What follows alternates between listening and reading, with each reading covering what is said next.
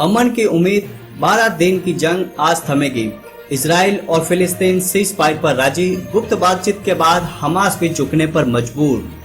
12 दिन चली जंग के बाद आखिरकार इजराइल और फिलिस्तीन सीज फायर पर सहमत हो गए हैं। गुरुवार शुक्रवार की रात करीब 2 बजे हमास आतंकी संगठन ने भी इसकी पुष्टि कर दी है। इस जंग में अब तक 230 लोगों की मौत हो चुकी है, इनमें महिलाएं और बच्चे भी शामिल हैं। सबसे ज्यादा जान और माल का नुकसान गाजा पट्टी में हुआ, यहाँ करीब 220 लोगों की मौत हुई। यहीं से हमास अब तक इजराइल पर रॉकेट हमले करता रहा। इजराइल के प्रधानमंत्री बेंजामिन नेतन्याहू ने सोमवार को सीज फायर की संभावना को खारिज कर दिया था। इजराइल ने क्या कहा?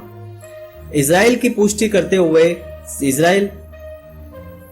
इजराइल ने कहा, सीज फायर की पुष्टि करते हुए इजराइल की तरफ से एक बयान जारी किया गया। इसमें कहा गया, सुरक्षा मामलों पर कैबिनेट की मीटिंग हुई है। इसमें chief of defence staff, internal security chief और खुफिया एजेंसी मोसाद के चीफ भी शामिल हुए। इसमें इजिप्ट के उस प्रस्ताव पर विचार विमर्श हुआ जिसमें हमास के साथ जारी संघर्ष को रोकने का ऑफर दिया गया था।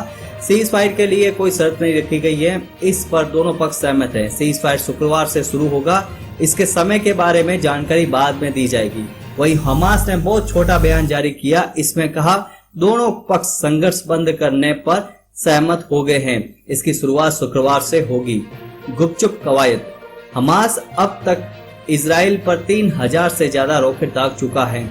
जवाब में इजरायली एयरफोर्स के हमलों ने गाजा पट्टी को मलबे में ढेर में तब्दील कर दिया गया है। 2 दिन से जंग की तेजी कुछ कम हुई है। सोमवार के बाद मंगलवार को भी अमेरिकी राष्ट्रपति जो बाइडेन ने इजरायली प्रधानमंत्री बेंजामिन नेतन्याहू से फोन पर बातचीत की थी। अमेरिकी डिप्लोमेट्स ने इजिप्ट और सऊदी अरब के जरिए इस बार हमास से भी संपर्क किया है। न्यूयॉर्क टाइम्स ने इजरायली अफसरों के हमले में बताया था कि शुक्रवार या शनिवार को सीज फायर का ऐलान हो सकता है। गाजा में रहने वालों की चिंता, हमास पर बहस फिलिस्तीन के गाजा में ही हैं। यहाँ इसने सैकड़ों सुरंगें बनाई। हमास के लोग रॉकेट फायर करने के बाद इन्हीं में छिप जाते हैं। 7 साल बाद हुई इस जंग में इजराइल ने इनमें से ज्यादातर सुरंगें तबाह कर दी है, लेकिन इनके पहले यहाँ रहने वाले 20 लाख लोगों की जिंदगी भी तबाह हो चुकी है। गाजा में इस वक्त न तो बिजली है, न पानी है, न अस्पताल। अमेरिका ज्यादा एक्टिव रहा। अमेरिकी राष्ट्रपति जो बाइडेन 2 बार नेतन्याहू से बात कर चुके हैं। जर्मनी के विदेश मंत्री ने भी इजरायली पीएम से बात की है। सऊदी अरब और इजिप्ट के प्रभाव का भी बाइडेन ने इस्तेमाल किया। यही वजह है कि इजराइल के साथ हमास पर भी भारी दबाव पड़ रहा था। इजराइल का दावा है कि उसने हमास के 130 लोगों को मार गिराया है। वर्ल्ड मीडिया का दावा है कि जंग में 60 बच्चों की भी मौत हुई है।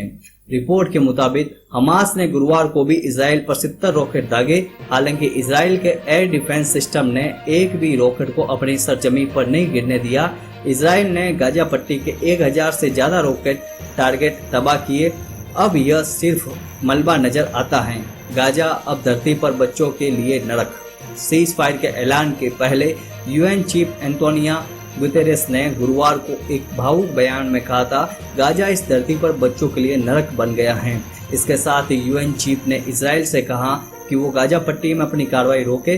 गुतेरेस ने यह बात 193 मेंबर्स वाली जनरल असेंबली में कही। इस दौरान गाजा में हमलों पर चिंता भी जताई। उन्होंने कहा कि जंग में गाजा को भारी नुकसान हुआ है, बुनियादी व्यवस्थाएं तबाह हो गई हैं।